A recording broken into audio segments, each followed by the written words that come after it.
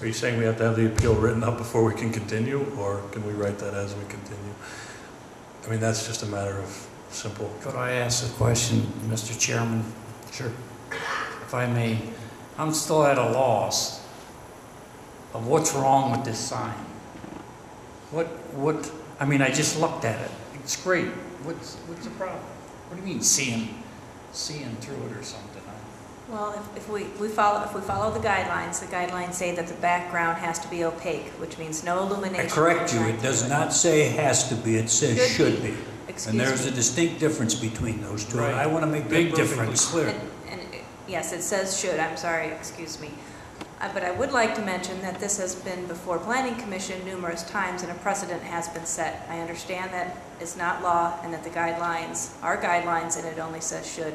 I'd just like to, forewarn that if this goes through, and it is up to council at the end of the day, if council has no issues with backgrounds of signs being illuminated, then this would open the door for those, and future signs should be treated the same way as Krazy Mac's. Well, illuminated to me means so you can see it, but I just can't find anything wrong with this sign. Sorry, but I think it's a great looking sign, a clean looking sign, just as neat as any I've seen anywhere else in the city, really. So. Mr. Chairman, yes. This is what is the problem with the illumination of the sign? I'm not understanding. Well, excuse me. The theory is that the illumination of a full cabinet sign, that it puts off too much illumination, and it can be. It glares too much and can be objectionable by other properties adjacent.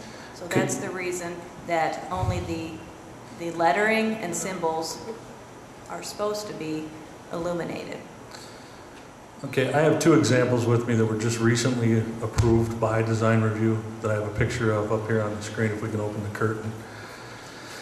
Sir, who are you? My name is Brian Allen. I'm the sign designer. What's your address? 111 Cedar Street. Okay, please remember that when you appear before council, one of the requirements is you state your name and address. Sorry about that. Should be in the record. The sign to the right side of the picture is actually home video. That's the light pillar that they have out in front. The other one is Puffer's Floral Shop. These are both signs that were recently approved. So if we're setting a precedent, someone else has already done that for us.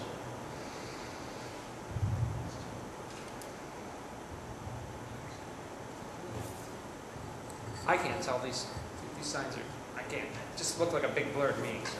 Yeah, it's kind of, I could have passed that around to you. It might be a little better. Do you have a copy of your sign that we can compare to those two? I think all the members have a but not copy. In the same way as that picture? I mean, is it apples and oranges, or is it oranges and oranges? Tom, are you running the meeting, or is that the law director? The law director has the floor. I'm not running the meeting, but I have the floor right now, Mr. Gibb, because there's a few legal issues that need to be resolved.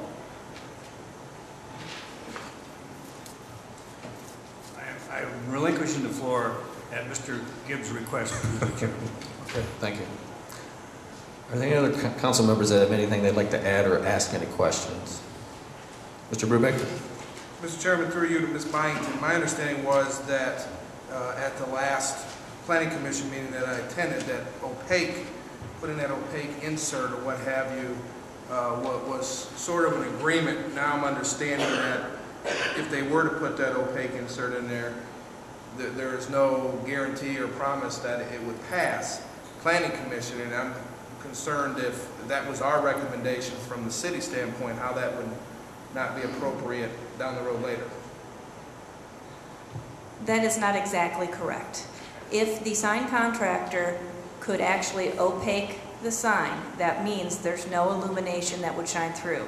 After discussions with the contractor today, he said he would not be able to sufficiently guarantee that the background would be opaque. And he further said that if the way that he would opaque it would be to put a lining, for he can be much more technical than I am, behind on the inside of the sign, and that the lighting would still come through, and there would be a glow to the sign. And I could not say the planning commission would approve that because it's not opaque if there's any sort of a glow to the sign. So what he's proposing to do is not what planning commission recommended or the condition that they put on the approval. You're welcome.